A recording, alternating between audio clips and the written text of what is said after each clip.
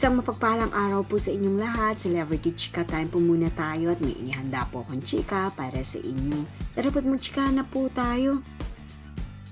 Asia's multimedia star na si Alden Richards at Baby Baste muling nagkita. Yes, mga celebrity chika time, yan pong ichichika ko sa inyo na lubos rin pong usap-usapan sa social media ng mga netizens, lalong-lalo na nga po ng mga followers at supporters ni Alden.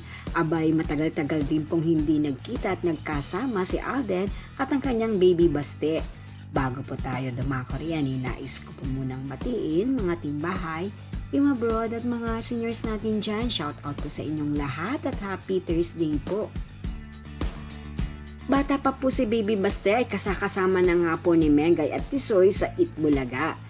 Yes po, halos sa araw-araw po nila na nasa programa ng Itbulaga ay lagi pong nariyan sa kanilang tabi itong si Baby Baste na talaga naman nga pong itinuring na po nila na parang anak-anakan.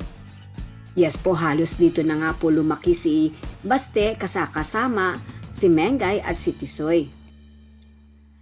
Mula nga po ng panahon ng pandemya ay hindi na nga po nakasama ni Alden itong si Baby Baste sa kadahilanan na rin nga po na hindi na po ito nag-Itbulaga.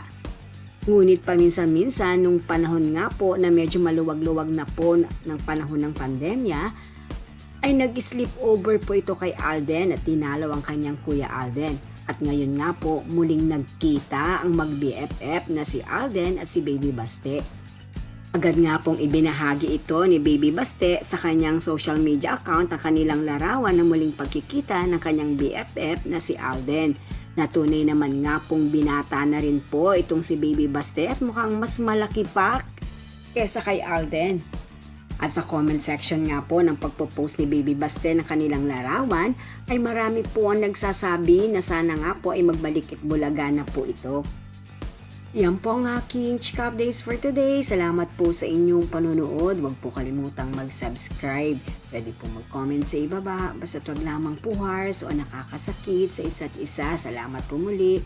Spread love, not hate.